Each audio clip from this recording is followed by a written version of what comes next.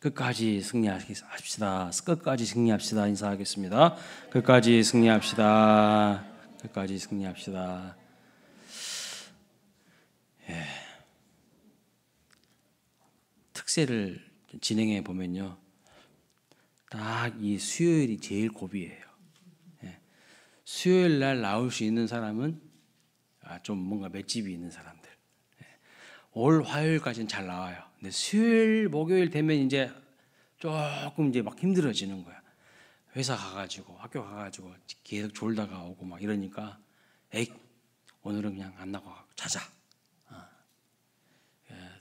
특세를 한다는 것이 훈련입니다. 예, 훈련이에요. 근데 예전에는 막 우리 한국교회가 뜨겁고 열정적일 때는요, 21일 세일의 특별 새벽기도 21일간도 했어요. 21일간 40일 특별 새벽기도회도 하고. 제가 부목사 때, 첫 부목사 때는요, 1000일 특별 새벽기도 했어요. 1000일. 그때 부목사 딱 부임했는데 목사님이 우리가 1000일 동안 한번 해봅시다 그러더라고요. 근데 저한테 딱 와가지고 그런데 우리 교회 정관에 1000일 동안 특세할 때는 부목사가 차량 운행을 하게 돼 있어 그러더라고. 그래가지고 하루도 안 쉬고 차량 운행을 한 적이 있습니다. 제가 특세 기간에는 차량 운행을 하는데 목사님이 1000일을 하자 가셔가지고 참 1000일에 비하면 뭐 일주일은 아무것도 아니죠. 아무것도 아니에요. 여기서 막 특세 힘들다 하실지 모르겠지만 저는요 하나도 안 힘들어요. 맨날 전하는 것이 뭐 새벽기도인데 뭐 여러분들은 힘드신 분들 있을지 모르겠지만 저는 별로 힘들지가 않습니다. 끝까지 승리하시면 좋겠습니다. 오늘 이렇게 보니까요, 찬양하면서 여러분들 이렇게 면면을 보니까 참 감사하고 대단하다고 생각이 됩니다. 저 시흥에서도 새벽기도 하러 오고요, 안산에서도 오고 화성에서도 오고, 우리 교회가 전국구네 보니까. 전국구요. 수원 여기 곡반정동에서만 온 게 아니라 곡반정동에 사신 분 별명 몇 명 되지도 않잖아요, 그죠? 전부 막 안산, 저 화성, 시흥, 수원도 뭐 이 근처가 아니라 막 저 막 멀리서도 오시고, 감사합니다. 자, 문학 작품을 많이 보게 되면요, 우리 인생을 가리켜서 뭐라고 하는가? 고해와 같다 그런 말을 합니다. 고해와 같다. 고해가 뭐예요? 고통의 바다. 고통의 바다. 그 고통의 바다에 떠 있는 작은 배와 같은 것이 우리 인생이 아닌가, 이런 이야기들을 많이 하죠. 근데 그 원천이요, 어디서부터 이런 말씀을 했냐면 성경에서부터 이런 말씀이 있어요. 성경에. 불교에서 자꾸 인생을 가리켜서 고해다 고해다고 하는데, 저 오늘 성경을 보니까 성경이 먼저 말하고 있네. 성경이 고해라고 말하고 있어요. 인생이 끊임없는 고난과 고통이 계속되는 곳, 그것이 인생 아니겠습니까? 넓고 넓은 바다가 평온할 때는요, 정말 아름답고 잔잔하고 좋은데, 언제든지 거친 파도가 일어나고 풍파가 일어나게 되면은 너무나도 무섭고 두려운 현장이 바로 바다입니다. 저는 이제 어렸을 때부터 시골에서 살아서 날마다 이 강가에 가서 수영하고 고기 잡고 이런 게 이제 익숙해져 있거든요. 그래서 웬만한 수영도 다 할 줄 아는데, 큰 바다에 가가지고 여름에 한 번씩 제 키가 넘는 곳으로 이제 가려고 하면은요, 가끔씩 두려울 때가 있더라고요. 이제 나이가 먹어지나 봐요. 그래서 어떨 때는 바닥이 안 닿아요. 그러면 이제 또 안 닿는데 바다는 치지 않습니까? 파도가 이렇게 큰 파도가 한 번씩 벅 밀려오면은, 예전에는 그런 마음이 별로 없었는데 젊으니까 이제 요즘에는 조금씩 이게 깊은 곳으로 가면 안 되겠구나, 이런 생각을 하게 돼요. 근데 넓은 바다에서 막 풍랑이 일어나고 거친 파도가 일어나면 우리가 어떻게 되겠습니까? 엄청 두렵죠. 불안하고요. 거기서 아주 작고 초라한 우리 자신의 실존을 실상을 보게 된다는 것이죠. 그래서 그 바다 위를 항해하는 작은 배와 같은 것이 바로 우리의 인생 아닌가 이런 생각을 하게 되는데 오늘 본문도 그 말씀을 하고 있어요. 근데 여러분 한번 생각해 보세요. 그런 인생의 바다를 항해할 때에 정말 중요한 것이 뭘까요? 정말 중요한 것이 누구와 함께 하느냐가 정말 중요한 거 아니겠어요? 누구와 내가 함께 하느냐가 그 인생의 바다를 안전하게 또 행복하게 할 수 있다고 생각하거든요. 자, 오늘 본문을 보시면 이 바다에서 일어나는 모든 것들이 어쩌다가 우연히 일어난 것이 아니라고 말씀하고 있습니다. 하나님의 주관 가운데에 모든 것이 일어나고 있다 이렇게 말씀하죠. 그래서 24절 말씀 보세요. 여호와께서 행하신 일들이라고 합니다. 24절에 25절에서도 여호와께서 명령하신 즉 광풍이 일어나며 바다 물결을 일으키며 그것이 높이 솟구치기도 하고 깊은 곳으로 내려가기도 한다 이렇게 말합니다. 그러니까 광풍이 일어난 것은 우리의 인생에 고난의 광풍이 일어날 때가 있는데 그 모든 것도 주관하신 분이 누구시라는 거예요? 우연히 일어난 것이 아니라 하나님께서 일으키신 것이라고 말씀하고 있어요. 그러니까 모든 일에는 원인이 있는 것 아니겠습니까? 원인이 있어요. 어떤 하나님이 특별한 목적을 가지고 그 고난의 광풍을 때로는 일으키실 수도 있다는 것이죠. 가을이 되었습니다. 요즘 날씨가 쌀쌀해지고 이제 단풍이 이제 들기 시작했죠. 이맘때쯤 되면 내장산에 아주 그냥 단풍이 엄청나게 붉고 아름답게 든다고 합니다. 그런데 뉴스를 봤어요. 뉴스를 봤는데 작년과 다르게 올해는 단풍 드는 이 시기가 훨씬 뒤로 미쳐졌대요. 날씨가 너무 더워가지고 이 단풍이 이맘때쯤 원래 다 들었어야 되는데 더 미뤄졌다고 합니다.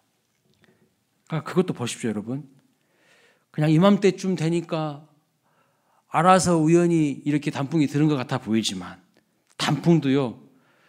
날씨가 조금이라도 달라지니까요. 그 시기가 미쳐지잖아요. 우연히 된 것은 아무것도 없어요. 그냥 이맘때쯤 되니까 단풍 둔다? 그게 아니라는 거예요. 다 하나님의 주관과 섭리 가운데에 이루어지는 것이다. 낙엽이 떨어지는 것도 그냥 우연히 떨어지는 것처럼 보이지만 그 가운데 성경은요. 이 모든 것이 하나님의 역사와 하나님의 섭리고 하나님의 일하심 가운데에 진행되는 것이라고 분명히 말씀하고 있습니다. 그래서 29절 말씀 보시면 바다에 광풍을 일으키실 뿐만 아니라 바다에 광풍을 일으키시는 분도 여호와 하나님이시다.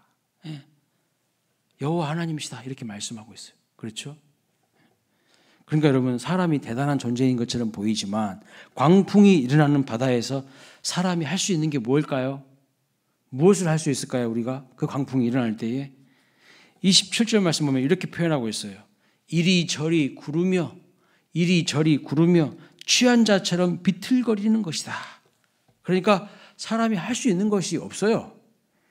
진짜 여러분 한번 광풍에 한번 직면하게 되면 우리가 할 수 있는 것이 그렇게 많지 않아요. 할 수 있는 게 없습니다. 배가 이리 기울고 저리 기울 때 굴러다니는 깡통 같은 모습이 인간의 실상이라는 거예요. 그 깡통 있잖아요. 깡통이 배가 오른쪽으로 그러면 오른쪽으로 굴러가고 왼쪽으로 배가 기우면 왼쪽으로 굴러가는 것, 그 깡통 같은 것이 인간이라는 거예요. 지금 아무런 힘이 없어요. 배를 움직일 수 없어요. 우리가 풍랑이 일어난 바다에서요 사람은 그러니 겸손할 수밖에 없죠.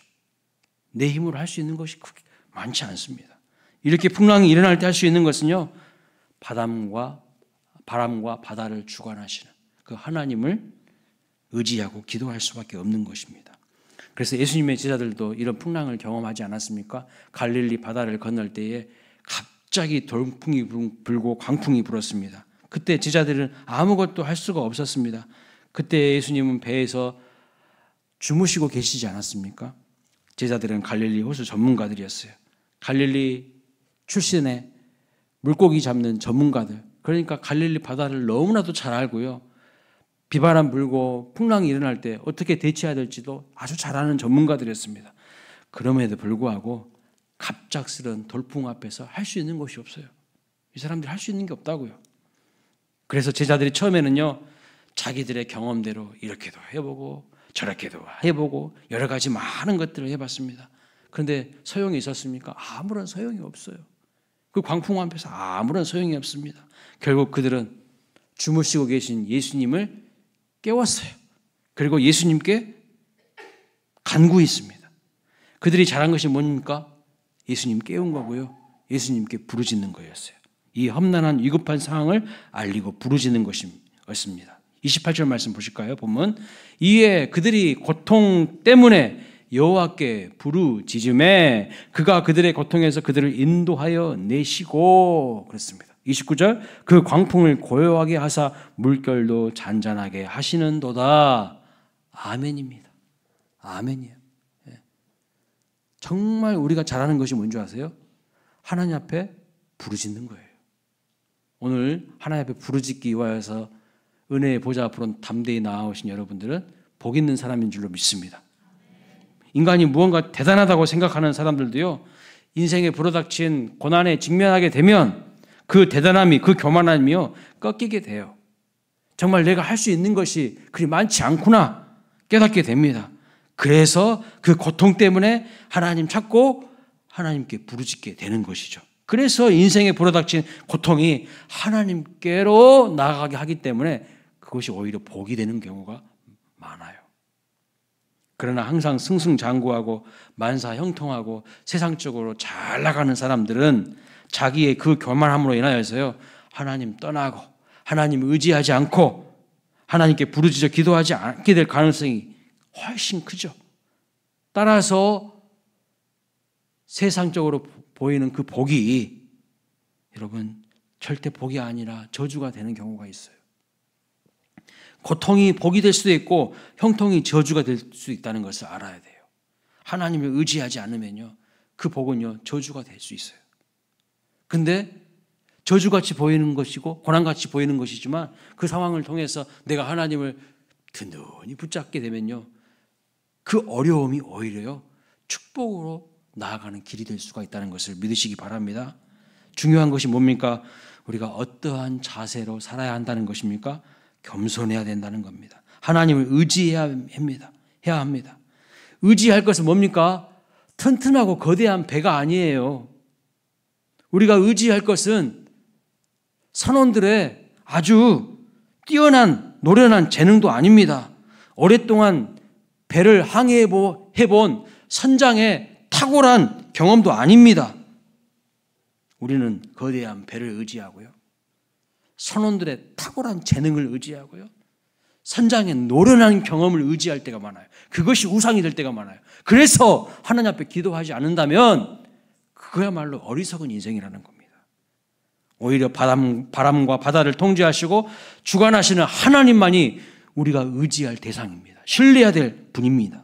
오직 하나님만이 우리가 가야 될 목적지를 알고 계시고요, 우리를 그 소원의 항구로 안전하게 인도하실 분이 우리 하나님이시라는 것을 알 수가 있는 것이죠. 그런데 가장 악하고 비참한 사람은 어떤 사람일까요, 여러분? 그러면 가장 악하고 비참한 인생, 어떤 인생일까요? 지금 자기 상황이 비참한 상황이에요. 지금 자기 상황이 어려운 상황입니다. 그런데도 불구하고 그 비참함을 모르고 여전히 인간적인 방법으로, 세상적인 방법으로 살아가는 사람, 하나님 앞에 나와서 천부여 의지없어 두 손 들고 하나님, 주님께 부르짖습니다, 이런 자세가 아니라 하나님 앞에 엎드려 부르짖기보다는 자기가 열심히 하면 뭔가 되는 줄 알고 착각하는 사람들, 여전히 교만한 거예요. 열심히 안 한 사람 없다니까요. 다 열심히 해요. 자기 힘으로 되는 게 아니에요. 하나님이 길을 열어주셔야 되고 하늘 문을 열어주셔야 될 줄로 믿습니다. 자기 힘으로, 자기 노력으로 된다고 생각하는 사람들, 어리석고 미련한 겁니다. 짓불도 없으면서, 조금 여러분 언짢게 듣지 마세요. 짓불도 없으면서 기도도 안 하는 사람들, 그 교만함 때문에 인생 망치는 거예요. 인생 망가지는 거예요. 오늘 하나님 앞에 나와서 엎드려 기도하는 여러분은 복 있는 분들인 줄로 믿습니다. 하나님의 위대하심을 알고 나 자신의 자금을 아는 것이 복 있는 자인 거예요. 근데 교만한 사람들은요, 하나님을 무시해요. 어제도 말씀드렸지만 여호와를 경외하는 것이 지혜의 근본인데 미련한 자는 지혜와 훈계를 멸시해요. 멸시한다고. 하나님을 우습게 여겨요. 예?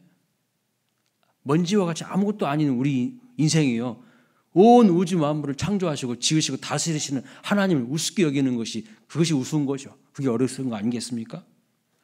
자, 33절부터는 이제 바다에서뿐만 아니라 땅에서도 하나님이 모든 것을 변화시키시는 분이심을 강조해서 말씀하고 있어요. 그래서 강이 변하여 뭐가 됩니까? 광야가 되고, 샘이 변하여 또 뭐가 됩니까? 마른 땅이 된다고 말씀합니다. 그 반대로 광야가 변하여 못이 되게 하시고 또 마른 땅이 변하여 샘물도 되게 하신다고 말씀하고 있습니다. 그러니까 바다만 변화무쌍한 것이 아니라 땅도 여러 가지 변화가 일어나게 되는데 그 모든 것을 또한 주관하신 분이 여호와 하나님이시라고 말씀하고 있어요. 여러분, 지구의 역사를 이렇게 보니까요, 과거에는 땅이었던 곳이요, 지금은 바다가 된 곳이 있고, 과거에 바다였는데 지금 땅이 된 곳이 있습니다. 바뀌었어요. 과거에 아름다운 땅이었는데요, 지금은 삭막하게 버려진 땅으로 변한 곳도 많이 있어요. 누가 이렇게 하셨다고 본문은 말씀하고 있습니까? 하나님이 이렇게 하셨다고 말씀하고 있어요. 사람들이 자기들끼리 계획해서 생각해가지고 이렇게 한 것처럼 보이지만 그 모든 것을 뒤에서 다 주장하고 이끌어 가신 분은 여호와 하나님이시라고 말씀하고 있어요. 그러면 왜 이렇게 하셨습니까? 왜 이렇게? 34절 말씀 보면 이렇게 말합니다. 그 주민의 악으로 말미암아 옥토가 변하게 하셨다고 말씀합니다. 사람들의 죄와 악이 결국 하나님의 심판을 부른 거죠. 하나님이 이 땅을 지으시고 이 땅을 창조하시고 아무런 관계도 안 하시고 간섭도 안 하신, 그냥 지켜만 보고 멀뚱멀뚱히 구경만 하시는 분이 아니라 하나님은 모든 것을요 다 간섭하시고 개입하시고 하나님의 주권과 뜻 가운데 모든 것을 이끌어 가시는 분이라는 것을 말씀하고 있어요. 과학자들 중에서 하나님이란 존재는 믿는데 하나님이 이 땅을, 이 역사를 간섭하지 않고 개입하지 않는다고 하는 그런 주장을 하는 분들이 있어요. 그걸 가리켜서 뭐라고 하냐, 이신론이라고 합니다. 디이즘이라고 하는 이신론. 창조만 해놓으셨지 그냥 관계는 안 하신다고, 간섭은 안 하신다고. 잘못된 사상이고 이단이죠. 하나님은요, 성경에 보니까 우리의 삶을요 매우 관심 있게 보시고 때로는 개입하시고 주장하시고 이끌어 가시는 것을 볼 수 있어요. 때로는 심판하시고요, 때로는요 상을 주시고요, 때로는 복을 주시고요, 모든 것을 역전케 하시고요, 반전시키시고요. 그 하는 주체가 누군가? 하나님이라고 말씀하고 있어요. 근데 그 반대의 경우도 있는데 36절 말씀 보면 이렇게 말합니다. 광야가 못이 되고 또 마른 땅에서 샘물이 터져나오게 하십니다. 38절 말씀 보면 하나님께서 복을 주시사 크게 번성케 하셨다, 이렇게 말씀하고 있어요. 사랑하는 우리 광일교회와 성도님들의 가정에 하나님께서 복을 주셔서 메마른 땅이 샘물이 터져나오고 크게 번성하고 창대해지는 그런 은혜를 누리시기를 주님의 이름으로 축복합니다. 반전과 역전의 은혜를 주시는 우리 하나님을 경험하는 인생이 되시기를 주님의 이름으로 축원합니다. 자, 마지막 부분 40절 이하의 말씀을 보시면 여호와께서 고관들에게 능력을 쏟아부으신다고 말씀하고 있어요. 황야에서 유리하게 방황하게 하신다고 말씀합니다. 이게 무슨 뜻일까요? 왜 고관들에게 이렇게 하는 것일까요? 고관들에게.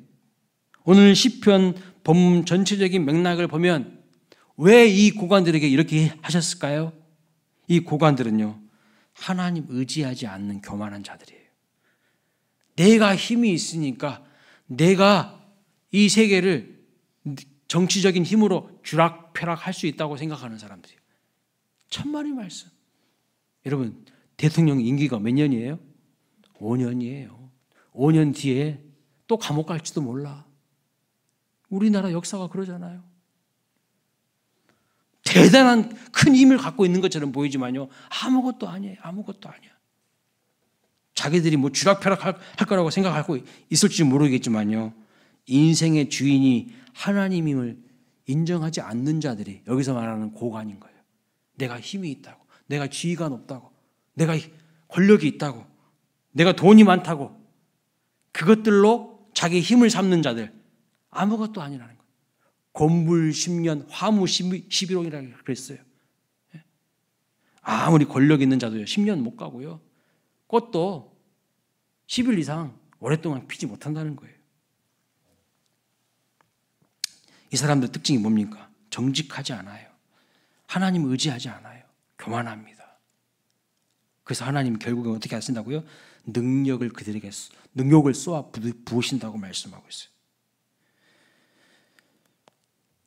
부정부패가, 불의가 가득합니다. 그래서 고관들이 능력과 처벌을 받게 되고 궁핍한 자들을 고통으로부터 건져주시는 이 모든 상황을 바라보면서 정직한 자는 어떻게 된다고요? 기뻐하고, 사악한 자는 그 입을 다물게 될 것이라고 말씀하고 있어요. 자, 하나님께서 그래서 세상을 다스리시는 일반 원칙이 뭡니까? 하나님께서 세상을 다스리는 일반 법칙이 뭡니까? 심는 대로 거두게 하신다는 거예요. 심는 대로 거두게. 악을 심는 자는요, 벌을 받을 것입니다. 선을 심는 자는 하나님께 분명히 때가 되면 상을 받을 것입니다. 이것이 하나님의 뜻이죠. 그래서 하나님은 심지 않는 데서 거두게 하시는 분이 아니시라는 거예요. 따라서 우리는 어떻게 살아야 됩니까? 세상을 다스리시는 하나님을 신뢰하고 그 세상을 다스리는, 그 인생을 주관하시는 하나님을 경외하며 믿음으로 정직하게 살아가야 되는 거예요. 내가 심는 게 없는데 뭘 거둬요? 그게 요행주의죠. 요행주의. 내가 심는 것도 없으면서 잘 될 것이다? 그게 요행이에요. 하나님이 세상을 다스리시는 일반적인 법칙은 심는 대로 거두게 하시는 거예요. 그래서 우리 광일교회가 부흥하려면 뭘 잘해야 될까요? 기도로 잘 심어야 돼요. 5년, 10년 뒤가 더 좋은 교회가 되고 더 부흥하는 교회가 되고 하나님의 역사가 나타나는 교회가 되려면요, 지금 있는 우리가요, 기도를 많이 심어야 돼요. 눈물로 많이 심어야 돼요. 여러분 자녀들이 잘 되는 비결이 뭔지 아세요? 부모들이요, 하나님께 깊이 믿음의 뿌리 내리고 눈물로 기도하는 거예요. 자녀들을 위해서. 하루아침에 되는 게 아닙니다. 하루아침에 되는 게 아니에요. 그래서 하나님 앞에 정직해야 됩니다. 왜요? 하나님은 얼마든지 모든 것을 변화시키시고 바꾸실 수 있는 분이기 때문이죠. 우리의 억울하고 힘든 상황도 역전하게 하시고 또 불의하고 교만하고 정직하지 못한 자들은 꺾으시는 분이시기 때문입니다. 자, 말씀을 마칩니다. 우리의 교만함을 내려놓고 겸손히 하나님 앞에 엎드려 기도할 때에 하나님의 은혜를 경험하게 될 줄로 믿습니다. 하나님의 역전의 은혜, 하나님의 반전의 은혜. 과거에는 황무지 같은 땅이었지만 그곳에서 어떤 역사가 일어납니까? 장미꽃이 핀다고 찬송가에 나오잖아요. 황무지가 장미꽃같이 피는 것을 볼 때에. 그렇습니다. 황무지가요, 장미꽃이 피는 곳으로 누가 만들어주시는 거예요? 하나님이 만들어주십니다. 내가 교만함을 내려놓고 겸손히 하나님 앞에 엎드려 기도할 때에 반드시 하나님은 우리의 삶 속에 역전의 은혜, 반전의 은혜를 주실 줄로 믿습니다. 그래서 본문 30절 말씀처럼 우리가 부르짖어 기도하고 또한 기뻐하는 가운데에 우리를 어디로 인도하신다고요? 소망의 항구로 인도하신다고 말씀하고 있어요. 소망의 항구로 우리를 인도하시는 그 하나님의 은혜를 경험할 수 있기를 주님의 이름으로 축원합니다. 같이 기도하기를 원합니다. 이 시간